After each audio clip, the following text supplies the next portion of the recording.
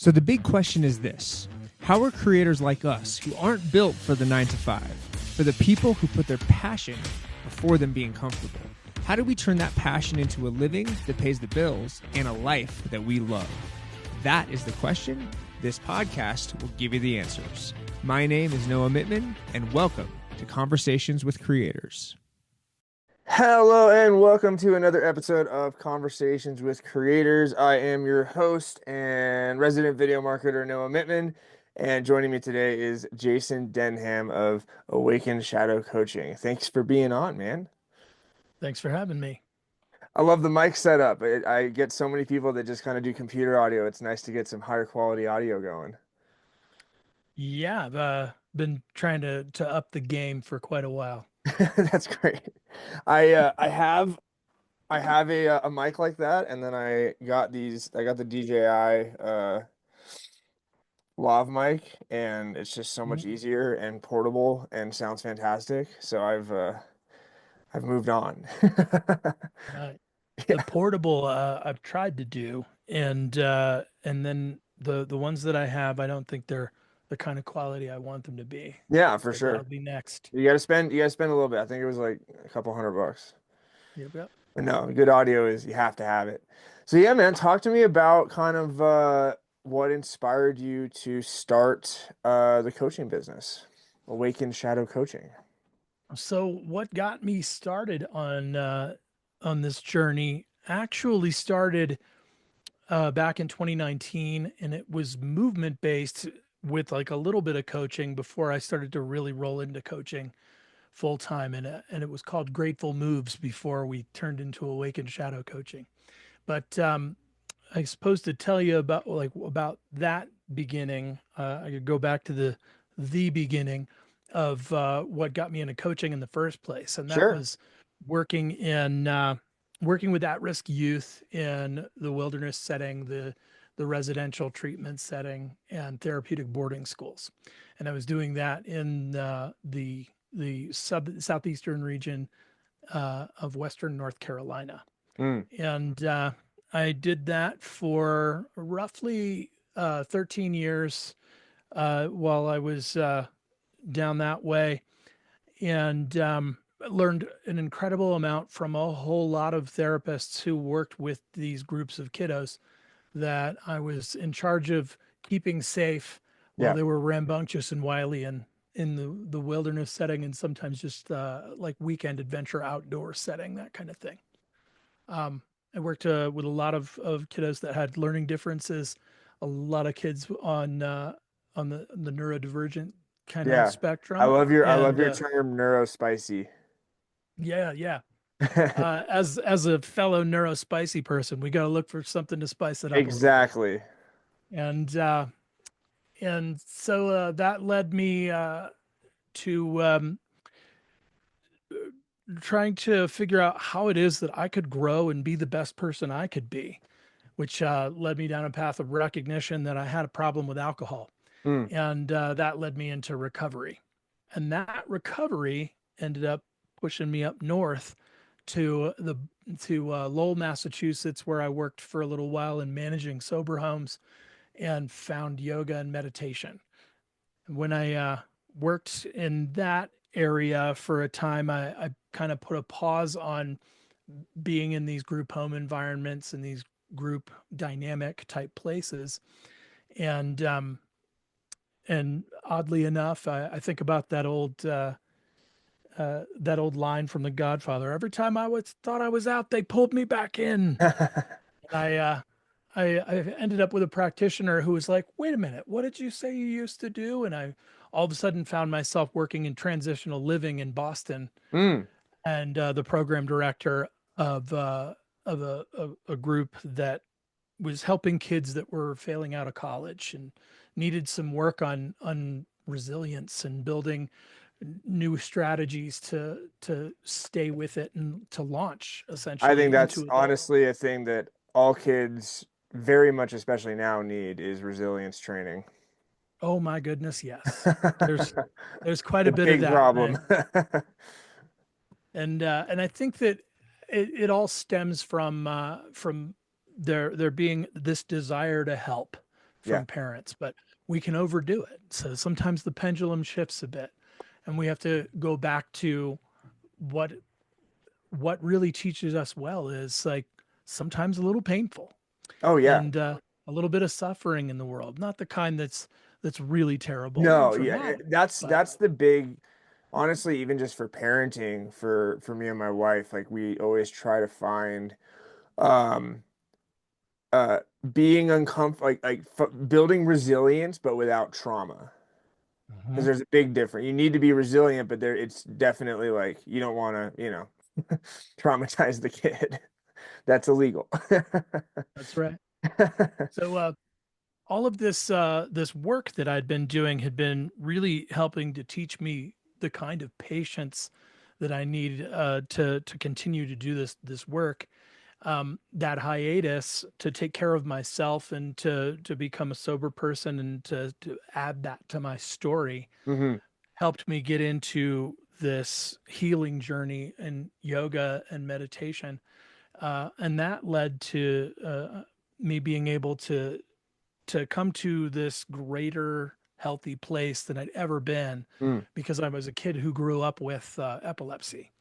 And through diet, exercise, meditation, all of that stuff, I was able to treat my epilepsy and then return to this really stressful environment, working with people who were really struggling to find themselves. And Yeah. after having been on a similar journey, that began this other one of me doing movement and coaching. So Mm. that's where Grateful Moves was born, because I got to want to create and found myself stifled in being able to do that creation working for other organizations. Yeah. So luckily, I have a beautiful wife who is very supportive and said, "I'm going to take care of us so that you can make this thing a reality." They're the Lo and best. behold, My wife got us through the COVID. yeah, and that's where that led us. I started that business just before the shutdowns happened, Oh my and God. we had to coexist in 250 square feet of an efficiency while I had to teach yoga from our apartment while Wow. she was working for a university online. So every now and again you could see her elbow poke onto the screen a little bit. And That is true partnership right there. it was definitely an indication that like this Yeah. is the one I'm going to stick with. Yeah, yeah, yeah. Um, 100%. so during that time, we have a family out in Colorado that invited us to come visit while we were doing family chair yoga over Zoom, and we came out kind of like as the pandemic was kind of winding down a little bit and coming into, oh, who knows? It was such a topsy turvy time.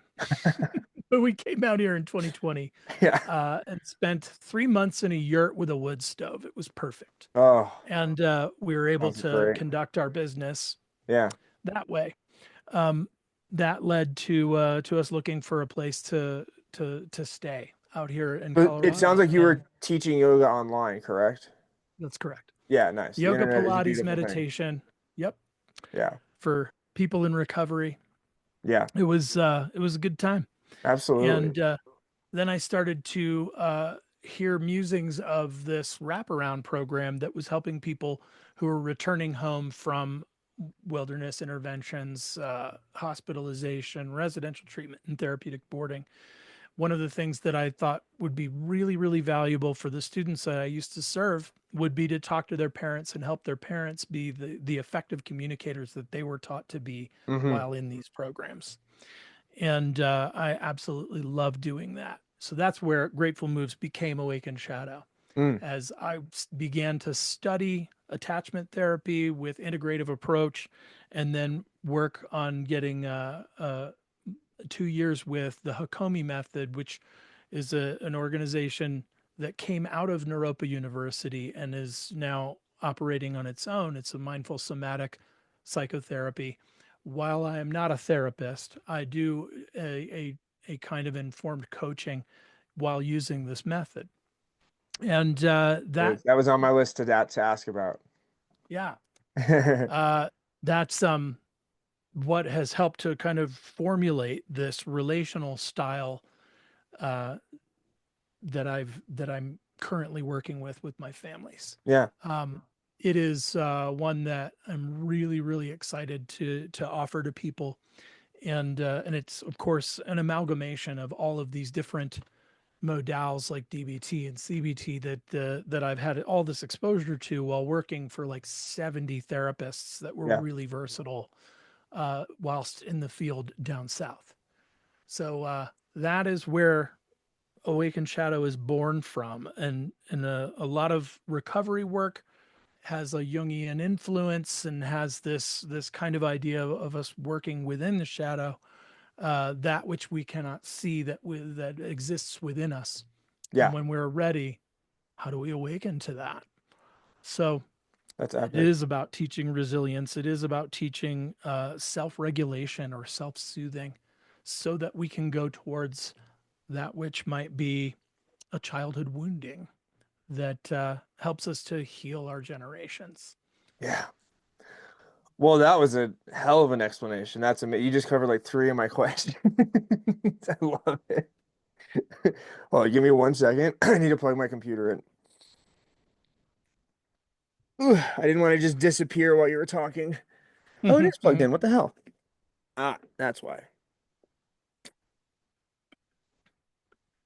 And there we go. Yeah, so I mean, hell of a story. Can you kind of explain now that you kind of talked about the shadow, how does shadow healing work in the context of your coaching? So more often than not, what we're doing is and through the lens of Hakomi, what we're doing is we're practicing the somatic practice, doing some breath work, checking in with the body, and dropping into maybe uncomfortability.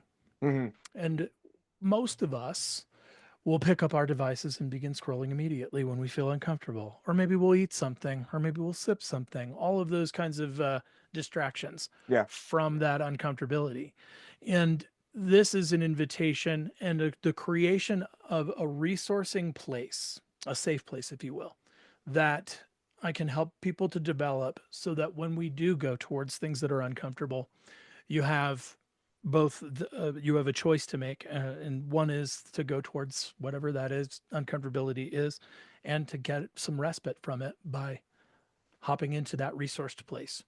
This way I can actually kind of take my agenda out of it Mm. and let you take me there. And what I'm going to do is I'm going to try to remind you when you can have that ability to resource. I can be the voice that says the thing you need to hear in a given moment. And I can also be that person who slows us down Mm. and says things like, we don't have to do anything. We can just be here right now. And in that, we're able to address the things that kind of hang out in those shadows. I 100%. almost felt like saying lurk in the shadows, but it doesn't Well, have to be no, scary like that all the time. what came to mind is I'm sure how many people just absolutely break down in tears when you're like, we don't have to do anything right now. We can just hang out. We can Oh my just, gosh. I'm sure the release on that for people that like really need it is massive.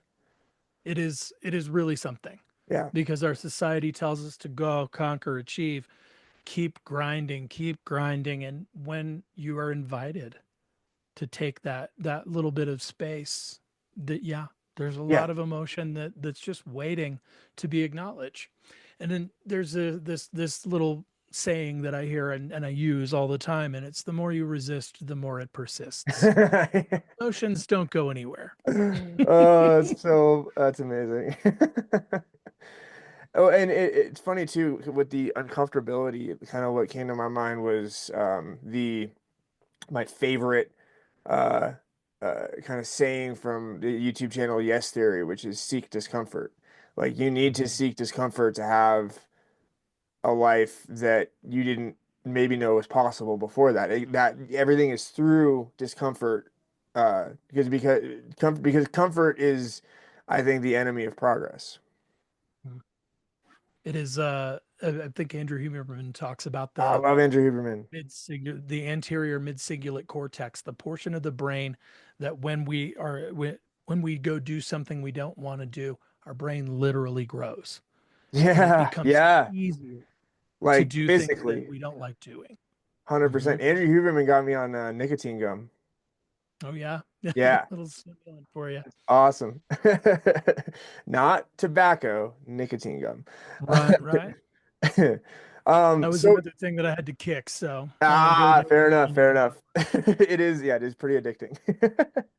Mhm. Um, I mean, it kind of you've gone into it a little bit, but really kind of dive into how your coaching integrates kind of mind, body, and spirit all together.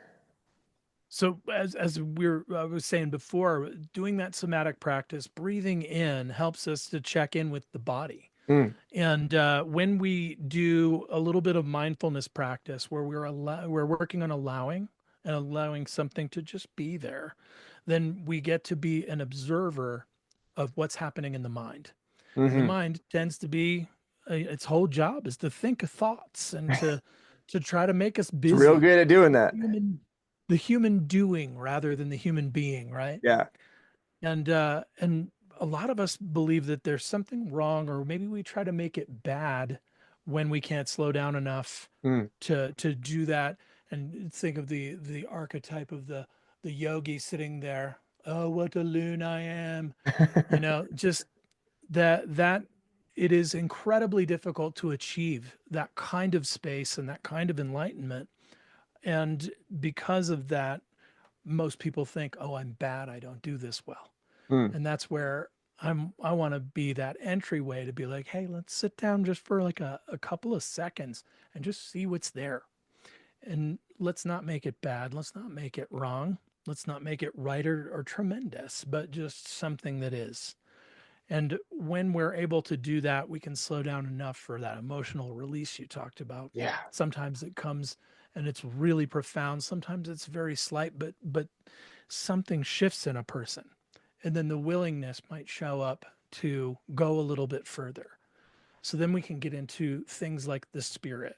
And Mm. the spirit might be that there is this wisdom that maybe the body has been trying to communicate to the mind, like, you're tired, rest, eat, go to the bathroom, stop grinding. Yeah. And when we do that, we open up the doors to things like wonder. Most of the Mhm. kids would call it boredom, but wondering is really important for us. Being curious and realizing that maybe I'm taking myself too seriously and it's not Right. that serious. What are the Being things I curious, I love? think, is one of the best possible aspects that somebody can have. Like all of the smartest, most talented, most interesting people are all genuinely curious, and that's what, helps you grow as a human, I think. I mean, I think it is like the key characteristic to becoming a more full person. Mhm. It's it's really programmed in us Yeah. to resist that that slowing down. And I can't tell you how many times that I have sat with people and said, "Hey, really quick, I was just wondering if we could pause here and take a breath." And people go, "Okay," and hold it. And it's like, "Oh no, no, Let it go that wasn't too. a euphemism. I mean it. Yeah, yeah. Let's take a breath." And we One did. of the things that is really terrific about that is that if we take a deep enough breath and we're able to hold it at the top, it can give a little press to the vagus nerve, a reset Hmm. on our entire nervous system, which can mean the difference between complete overwhelm and a meltdown about work, about your kiddos, about your relationships. And it might actually put things into perspective just long enough for you to go, oh, there's a couple of ways I could probably take care of myself right now. Yeah. And it's so And crazy even just through breathing. I'm spacing on the damn name. The guy that is into the breath work and the cold plunges and the Wim Hof. Wim Hof, my guy. Oh my God. I was like something with a W. Cannot believe I forgot his name. Sorry, Wim. You're pimp. But no, like just the fact that you can literally put yourself in flight or fight, like fight or flight, and heal your body just through breathing is Mhm. so. If you guys have, if audience, if you don't know Wim Hof, go check him out. Wimhoffe, I want to say something like that. I believe it's just the F. F, just one. Um, Yeah, yeah, yeah. yeah. Hof. Incredible person. Mhm. But yeah, breath Really, work is so, I mean, just you can literally be uncomfortable breathing, seeking discomfort, like getting yourself into a uncomfortable state that actually helps your body just by breathing and Mhm. holding the breath. That's right. And believe it or not, like it's one of those things that, like we don't breathe, we die. Yeah. It's kind of, we don't think about it, but uh, when we're doing this breath work, no wonder it can be so powerful to just do something simple like just notice it.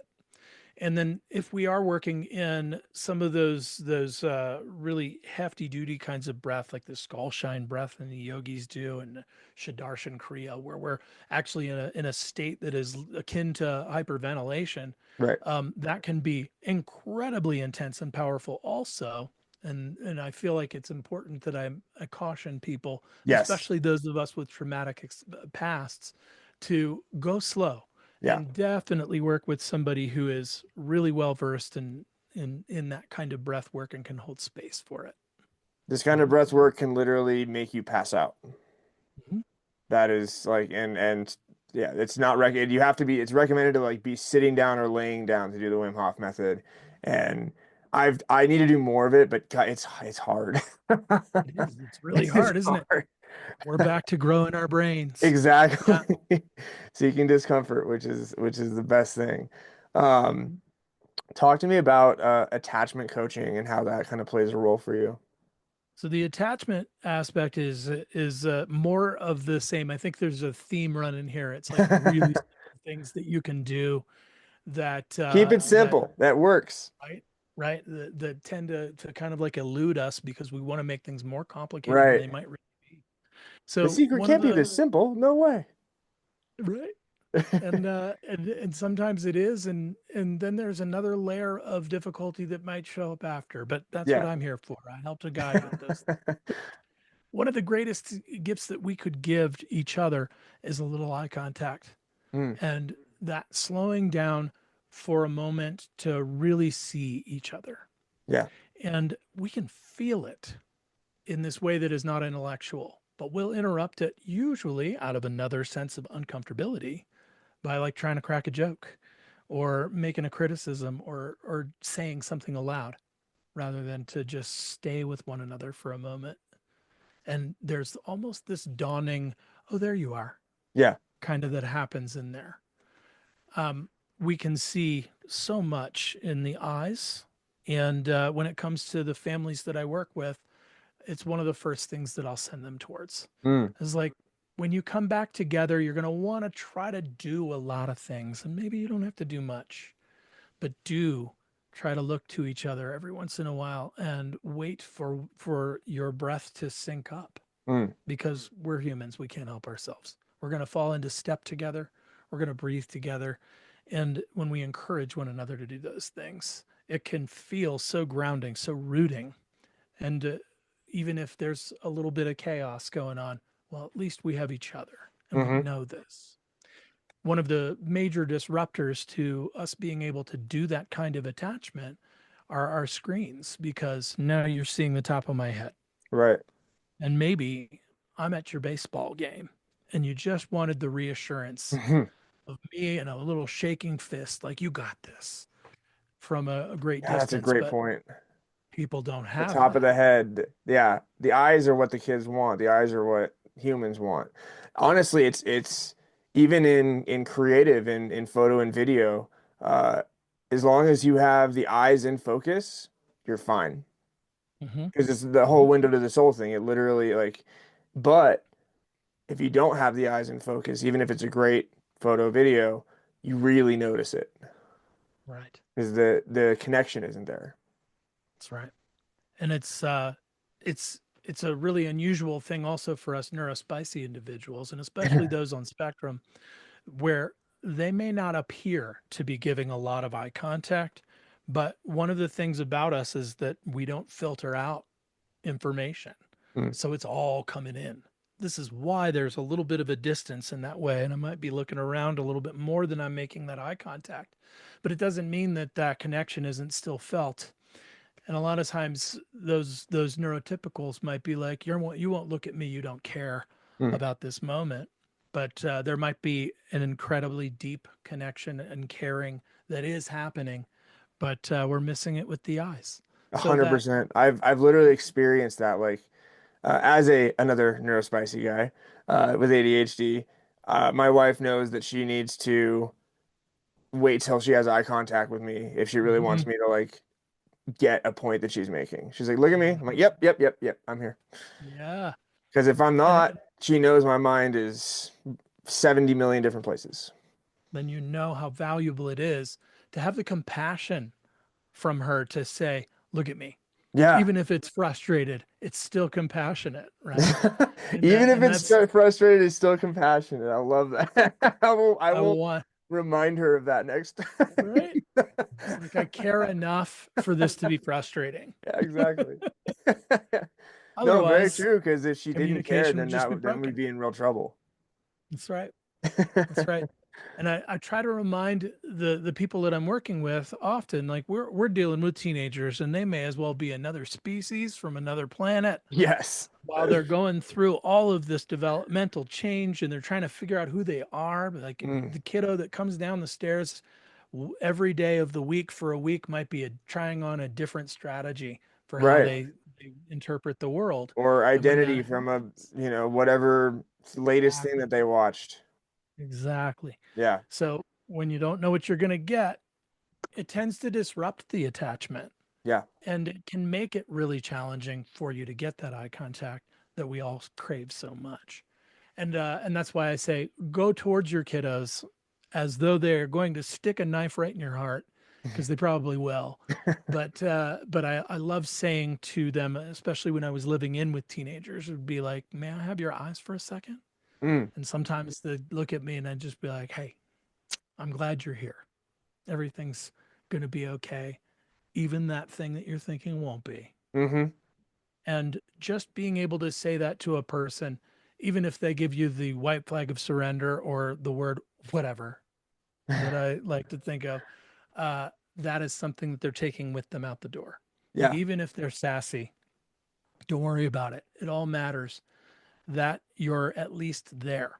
Mm-hmm. And attachment can be kind of interesting and elusive in this way because sometimes the people who love us most hurt us the most. They Yeah. say the nastiest things, but sometimes it's a little twisted. But like they're saying that to us because they trust us enough and they feel safe enough with us to say anything. And Yeah. then we can get into repair Which a work, lot of people don't have. right? And sometimes we get hung up on disrespect. Mm, So that's why it's so important to circle back to repair. Hey, you said something to me today that didn't feel very good. yeah. Maybe there was something going on for you there. That's And I wonder always if we can. the first question, like especially when you're, I mean, just even like solid in who you are, of when you come across real anger, just being like, "Yo, are you okay? Like you're really pissed about this. Like what we're good. Like what's going on?" Right? And sometimes it's like, I just got here. This can't be me. What happened in traffic? Yeah, exactly.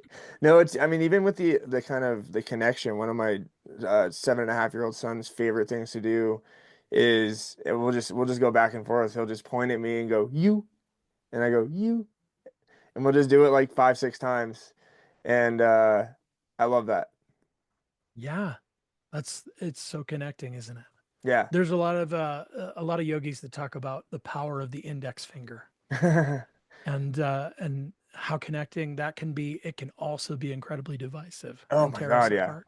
Right. Yeah, because Yeah. like that's, oh my God, just for one movement, the energy behind it, for like a you Yes. versus the like wagging of your finger at somebody, which is so disrespectful.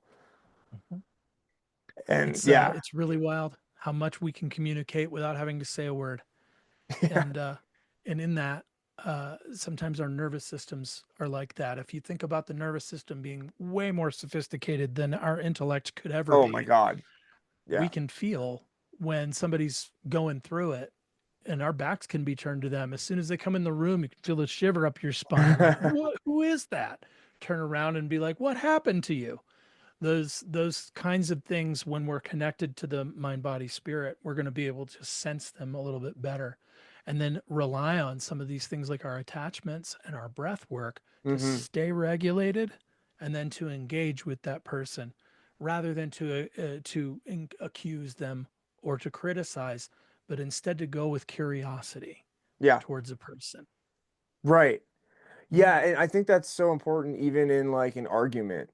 If there's genuine curiosity, there's love behind that instead of like, I need to be right. If you're like, I'm genuinely curious about like what, where you're coming from, why you're mad about this. Mhm. And I think that keeps things from kind of going haywire, blowing out of proportion. Right. That when we seek to understand, the doors open. Oh yeah. Absolutely. I And a love lot that's of us are. honestly one of my favorite TV scenes of all time is Mm. the in Ted Lasso when he says, "Be curious, not judgmental." Holy Mhm. shit, what a scene that was. What a scene. Yeah. Yeah, that was incredible. Yeah. Yeah, and it's funny too, this is kind of the how we've been talking about like interactions between people and the eye contact and like what that means. It's such a physical example of like how I view spirituality. Mhm. This is how it's energy, it's connection. And Yeah. that is what, the whole world is made out of and what connects us all. And it goes from the universe to a pointer finger. It does. And everything that makes up that universe. It's really something to think about that.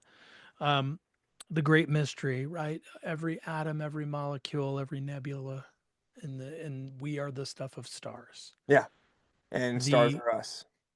That's right. And the to be able to recognize that we're connected when we've slowed down enough to think about that, boy, does that get on top of being in that place of loneliness, even if you're in a Mm. crowded room. Mm-hmm. Hmm. Lonely in a Crowded Room. That's a great song title. Mhm. Oh man. So yeah, I could go on forever with this, but how in terms of the business, what common issues do you see in clients and kind of how do you think that societal pressures add to those?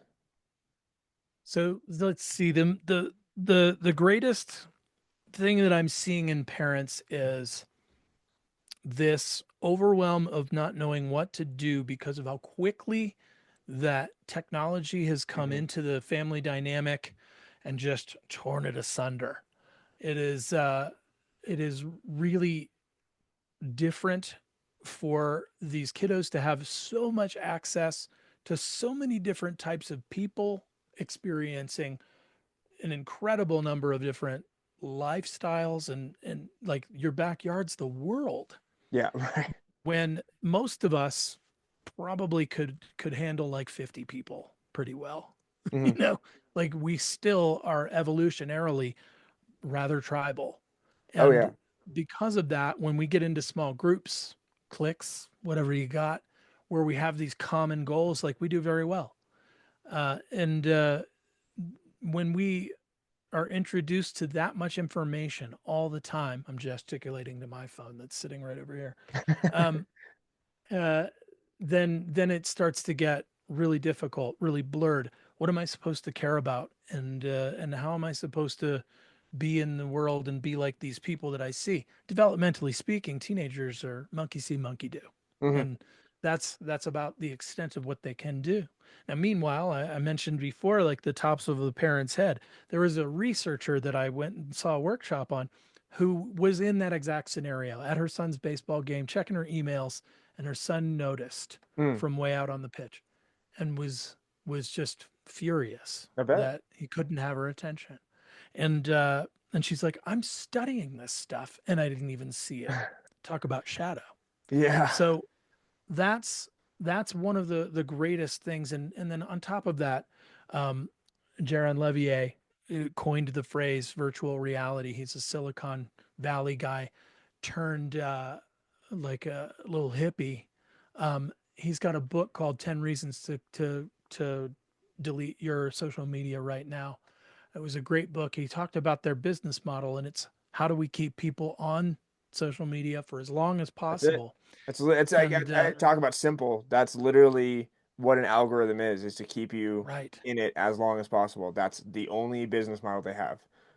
And it's really effective. Super A effective. lot of us are looking to not be on to move aside from discomfort.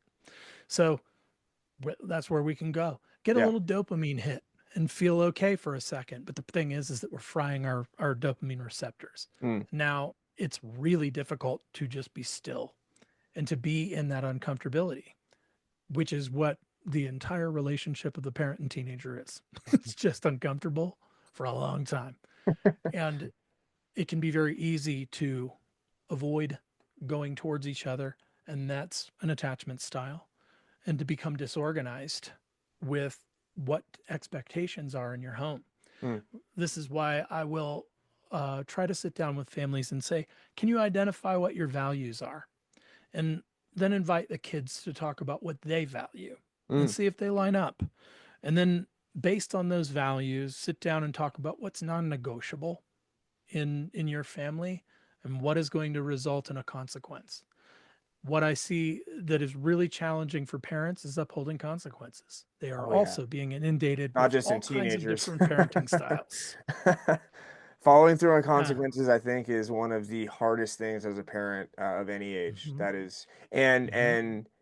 honestly, one of the most important. It is so because that really solidifies the parent-child relationship of like That's right. well-behaved kids are because consequences actually happen. Right.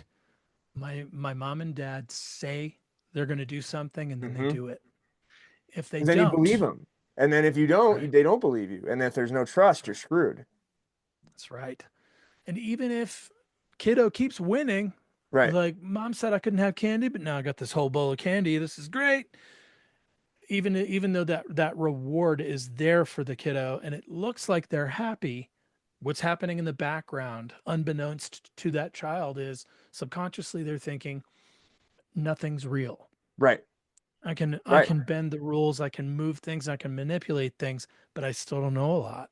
And then that goes out into So the am I world, safe? and these little assholes are running around.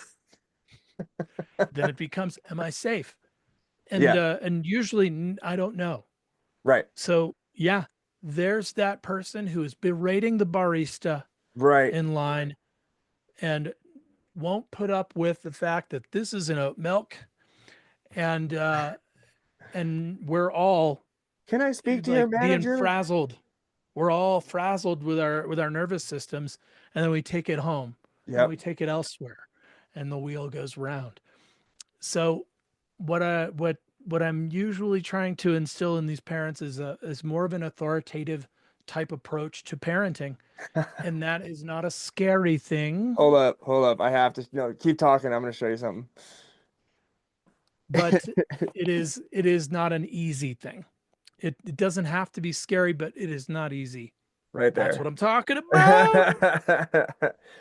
Yeah, we Good for you. literally we might get it going again, but we had a channel called Pittman Parenting. That was my wife, Mhm. and we were preaching authoritative parenting, and man, do gentle parents not like that stuff. No, they're going to push back on that because there is something wrapped up in power dynamics that gets, I suppose, a person who wants to identify with that gentle parenting Right. style as being more intellectualized and to be more understanding. There is something of an identity that comes to it. But what I love that I learned in yoga is this concept of fierce compassion. It means that sometimes I'm going to have to tell you things that are really challenging, Mm. but I'm doing it because I care, Hmm. not because I want to lord over you, and not because I want power, but because this might actually help you in the long run. I asked my parents to think about their kiddos 5 years from now. Mm, Who do you want them to be? And not in a way that steals away their magic of who they are, right. but rather, can they function within this society in a Correct. way that they're not like an automaton, but they're not also so disruptive that they are antisocial? Yeah. And It's a hell of a there are balance. all kinds of ways, yes, that we can kind of weave ourselves in there. And I can be a little bit defiant over here, and Hmm. maybe some really positive change will come from that. And maybe I can be really agreeable over here and help some people who are ineffectually communicating to finally communicate. Yeah. And there's any number of things in between. But if we're the kinds of people who want to be guides and who want to be teachers, then we will look for the teachable moment. Hmm. And in that lies the authoritative parent who is saying, do you think that's a good idea? Hmm. And I would like to keep you safe.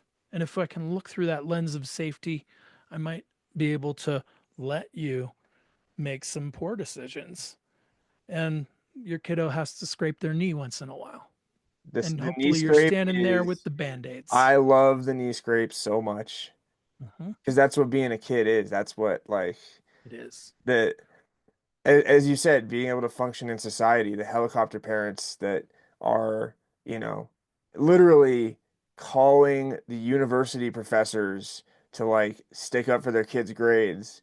That's that's not the knee scrapers. The knee scrapers are like we have a tree out front and in the summer my kids will both be at the top, 20 feet up.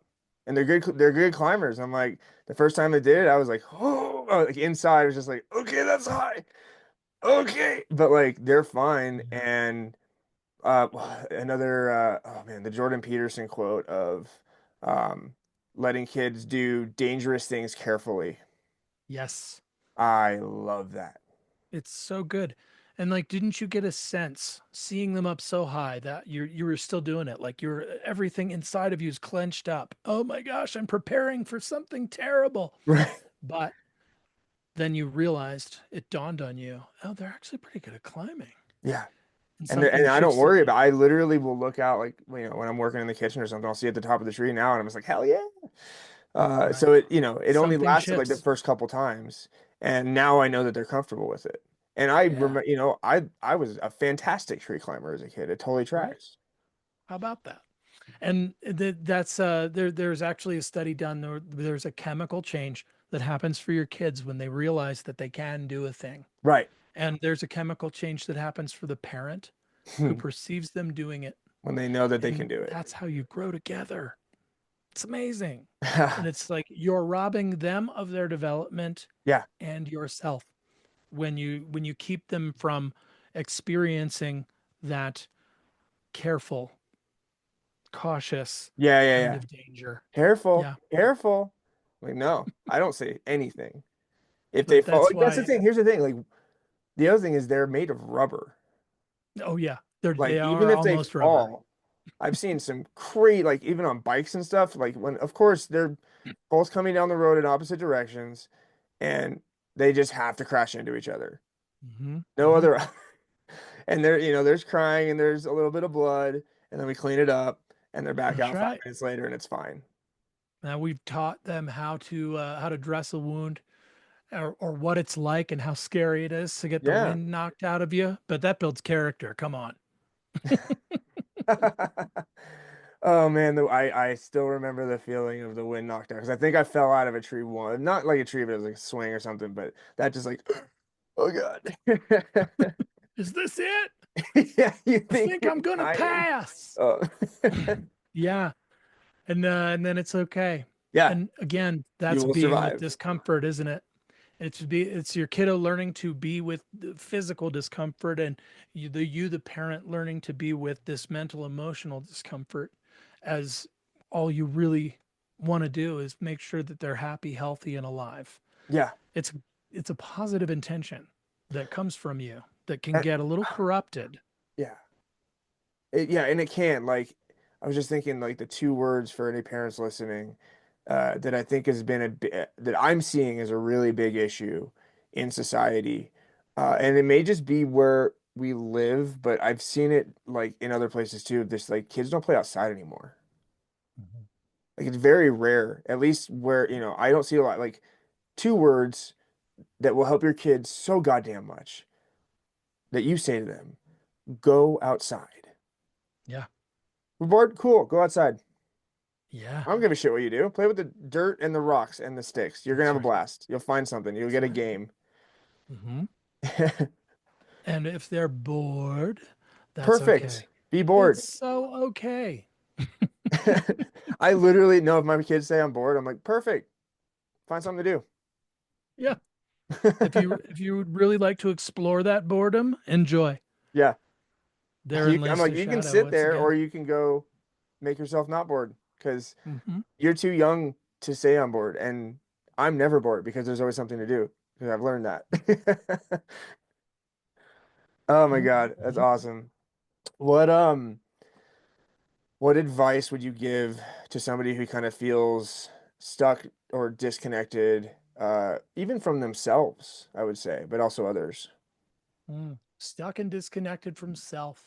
Yeah, That is absolutely the direction that I want to go towards with the parents I'm working with, nice. and why I started uh, the Reflective Parent podcast. Mm, Um, everybody the go the subscribe. the idea that that we're on Spotify and Apple, but look for us on YouTube. Um, what we're trying to do is help parents to connect with perhaps their own wounded child self Mm, that may end up changing how they parent their actual children in the present. And sometimes we're stuck because of something that happened when we were younger, and it may seem easy to dismiss or call insignificant, or because somebody told me to suck it up. right. I didn't really look at this thing. And to know thyself is to untangle that web we weave that sometimes results in us feeling stuck, feeling in a constant state of overwhelm, or to feel like we're not enough or we're not good enough to parent this child of mine. Mm, And when we get into those places, it can just be exhaustion every day, pushing your face through the world, as it were. It's so valuable to slow down enough to pay attention, not necessarily to like the self centric things that you think about when you think about yourself. Like, do I look good in this shirt? But instead, like, how am I doing? Am I tired? yeah. Do I need rest? When's the last time I did something that was just for me? Hmm. And as a parent, like there's stuff chemically that happens to us that makes us go, oh, I'm supposed to sacrifice everything for this tiny Right. human Right. all the time. And how realistic is that? It's not You sustainable. may not be able. You may not be able to do it. No. So, I take honestly, I work a lot and I grind a lot, but I also take my hobbies very seriously. I play hockey. mhm. I'm going to be getting into, actually, me and the wife are both going to get into Brazilian Jiu-Jitsu this year. Uh, Awesome. yeah. Talk about seeking discomfort. I'm gonna Yeah, go volunteer to get choked out. exactly. Nothing like feeling that sense of mortal danger. Hmm. Yeah, And yeah, from everything I've heard, everybody does it. Like, yeah, it teaches you a lot about yourself, and you'll never be the same. I'm like, perfect, sign me exactly. up. Yep. And But you no, think you're like gonna you have to, leave. yeah, because you're totally right. Like, especially as a parent, so much. I mean, there's no off days. I was the last podcast. I'm not sure how when I'm putting these out, but I had a no days off shirt. Mhm. Because you don't get an off day. You're a Right. parent and So you what we can't have give to up. do, what we have to do is we have to create moments Yeah. where you let go of the not necessarily the responsibility of being the parent that can't ever change. You've been fundamentally changed by that little one drawing breath, Yeah. but to allow yourself to have space that is just for you. Hmm. And it's so valuable Hmm. to connect with your partner again and try to remember who you were, Date nights. right? Like, No, this because is there's my totally, ride or it's like die, there's the you're parenting together, but you also have to remember that you're married or you're together or whatever, like why you started this whole thing in the first place. right? Like, oh yeah, We you're were cool. so fucking awesome. We made more of us. Yeah. Like, let's get Exactly. back together Yeah. and like go break a rule.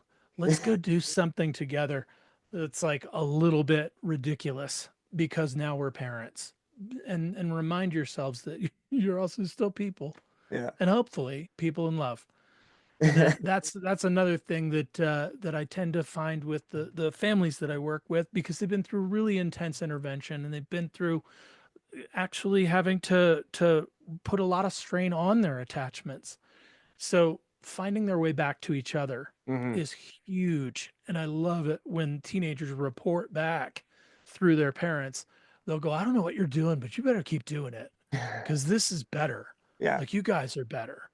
And then all of a sudden their behaviors lessen. Hmm. Imagine that. Right. Being around a healthy relationship can Hmm. change everything. Oh my gosh. They need to see it. They need to Right, see because it's by parents example. that connect. Yeah, Hmm. by example. I mean, absolutely. It's because it's so much as you see, monkey do, like them seeing what actual love and respect looks like and Yeah. fun and laughter and like an actual relationship. They're gonna expect that and they should respect that. Sorry, they should Yeah. expect that and should expect that in their future relationships. You should set a standard for them that they will try to meet Right. because they respect themselves enough. Yeah. And the mom and dad who struggle in some areas and then show the kids how they repair Hmm. their relationship can be one of the most beneficial lessons they'll ever learn. Mm. Because at the very least, your kiddos will come back someday when they're in their own relationships and go, how'd you guys do that? And then you'll be wise. Yes, exactly. I will, that will be one of the most satisfying moments of my life if I ever get the Mhm. how'd you do it. I mean, I'm sure it'll come. Mhm. But just like, oh fuck, dude, it's a big conversation and I'm happy to tell you. Right? Oh man, that's It's like awesome. that sitting back in the chair. Well, well, well, look who's back. Exactly. Don't ignore the shit that she wants you to do. Pretty simple. Seek to understand why it must be done now. Yes. Exactly. When she says, "Can you take the trash out?" she means this second. I would like to see you be a person of action in this moment. Yeah, exactly. Go sweep her off her feet. Oh man. Yeah, that we've just this is why I love this podcast, because we just covered just so much. It's funny too because I'm always thinking about like, speaking of social media, like how to clip up shows. And when you get to the end of the conversation, you're like, there's 30 clips in here. This is incredible. Right on. Um, I'll ask you kind of a couple rapid fire questions before we wrap Hmm? up. And I'm sure you're gonna have some good answers here because you are a thinker. What's one of your favorite quotes and why? Oh, one of my favorite quotes. I actually tattooed it on my back Nice. because it made me mad. And it's change is eternal, perpetual, immortal.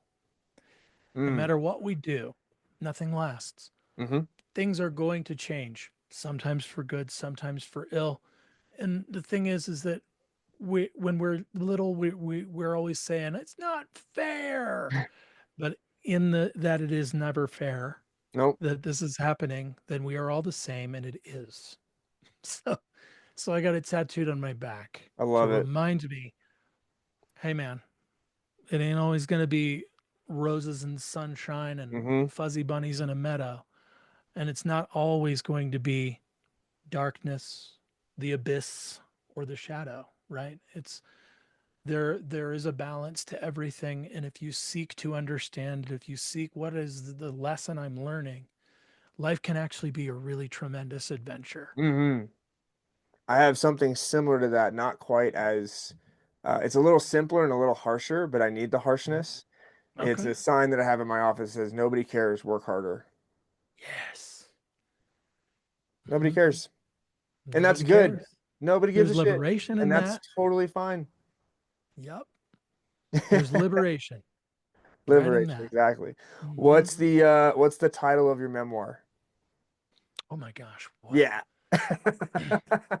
This guy again? This guy again. That's the sequel.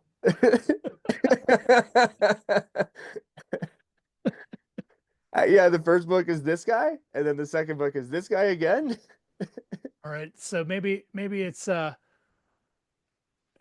I've because I grew up ADHDer and I had kind of this invisible thing that would became very public and visible when I have seizures. Mm, Um, I started to feel like really inferior, and I yeah. began to be that person who tries to prove I can be here and I know enough, and it still seeps through from time to time. So Hmm. maybe it's this guy, the prover within some subsect, right? I love it. I love it. Watch out. That's a good enough title that I could sell really well. Like the really weird, the really like the book titles that really stand out are always something kind of strange, Yeah. which is great. Speaking of hobbies being important, do you have any that kind of help you relax and takes you away from kind of the craziness? Yeah. I play guitar Oh, hell yeah. and I sing and do a little songwriting. Um and I try not to feel crippling fear of going out and sharing it with others. Nice. But from time to time, I've found myself on a stage or two. It's been a lot of years now. I'm Yeah. like looking at my guitar, it's always nearby. My mother used to call it my therapist. So the vibration, the strings, it's all there. I love Yeah, guitar and I have one and I don't play it basically at all, but nearly enough is the answer. yeah, I use it to shake loose some of the stuff that gets stuck energetically. Hmm. When especially I have really challenging stories that are being told to me and Mm. connecting with people who are feeling very real things. Yeah. That can be a way to kind of pray, and it can be a way to literally vibrate out some of that energy that gets stuck. Yeah. So I love that's that. one of the big things that I do. And then I'm also an outdoor enthusiast, and I take people outside to get in touch with nature while we talk about heavy, deep things. And Hmm. sometimes the nature does it all for us. I do a little bit of hiking when my meniscus isn't acting up, and and I ride bikes and mountain biking, and I also like to stand up paddleboard and to rock climb. Nice. Well, Mhm. up in the mountains, you're in the perfect spot for all of them. Mountain Oh bike, I yeah. really got into mountain biking this past summer. Got a pass to Trestle, and I think I went like 12 times. I should probably just do a little bit of this. I'll show you that my bike's right there. Yeah. That's a little salsa. Oh yeah, beautiful. Mine is in the storage unit right now because it's snowy. But I cannot wait, man. Yeah, mountain biking is it's so and is that a full suspension or hardtail? Just hardtail. Ah, you like I'm the pain, huh? I guess just a little bit. After all, migraines and epilepsy. Yeah, there you go. Yeah, fair. But yeah, the full squish I feel like would make me start acting a fool, and I'm That clumsy. it does. I did a wall ride on my last couple days there. It was terrifying, but it was awesome. But I knew I was gonna be okay because it was squishy. Mhm. Well, shit, let me roll out the red carpet for you, man. Tell everybody kind of where to find you, what you got going on, and all the good stuff. So the Reflective Parenting podcast on all the big podcast places near you. I'm trying to build that up and build a community around it. I'm also trying my best to build a YouTube channel. Most things you'll find at awakenedshadow.com. That's past tense, AWAKENED, awakenedshadow.com. to find out how to connect with me, how we could do session work together. And then in those of you who are looking for Instagram land stuff, it's the Attachment Coach. But everything else, Awaken Shadow, Facebook, LinkedIn, all that kind of stuff. All the platforms. Look for me there. And get hooked in on his algorithm. But yeah, I'm working hard to build out so that I can take more people outside and kind of be stewards of the land while we figure out the inner space as well. And then this is also my office, my gear shed / office, where we can do that Hakomi work, some mindful somatic psychotherapy type things. If you're listening, he's got one of the coolest offices I've ever seen. It's like got knives on the wall and wood paneling and feathers and epic stuff. All my cool background is behind the screen, and that's why I have it blurred, because it's just my basement back here. I need to flip it around. Actually, I bet I could. Anyway, I bet I could. Inspirado. Hey, that would make so much sense. Well, thank you for hanging out, and for everybody watching and listening. I will see you guys next time.